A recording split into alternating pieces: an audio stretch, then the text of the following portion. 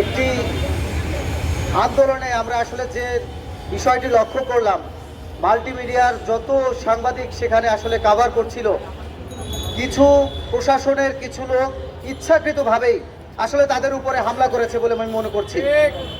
কারণ সামনে নির্বাচন, এই সামান্য আন্দোলনকে ভিন্ন খাতে নেওয়ার কোনো চেষ্টা আছে কিনা এটা আসলে প্রশাসনকে খতিয়ে দেখার জন্য আমি অনুরোধ জানাবো।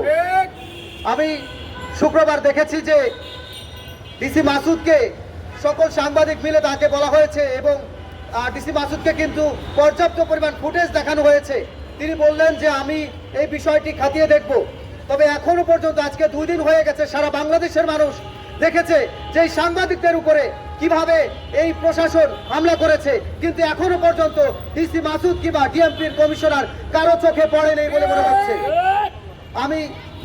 আমি তাদেরকে একটা কথাই বলতে চাই যে এই বিষয়টি খুব দ্রুতভাবে খতিয়ে দেখবেন এবং যারা এই হামলার সাথে জড়িত রয়েছে তাদেরকে অতি বিলম্বে তাদেরকে আসলে তাদেরকে ক্ষমার আওতা তাদেরকে বিচারের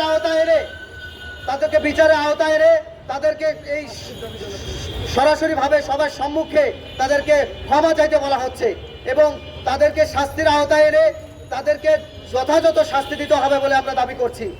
বিশেষ করে আরেকটি জিনিস দেখলাম যে শুক্রবারে মাল্টিমিডিয়ার যারা আসলে ফিল্ডে কাজ করছিল, একজন সাংবাদিকের উপর যখন হামলা হচ্ছে ঠিকই আমি দেখছি 4-5 জন মিলে সেটি কিন্তু আসলে ভিডিও করছিল।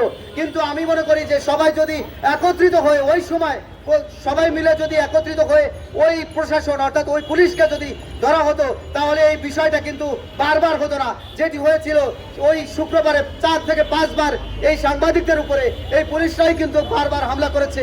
যদি একবার যদি আসলে বাধাগ্রস্ত হতো তাহলে কিন্তু তারা আর সামনে এটি করতো না। এই বলে আমি আমার আজকের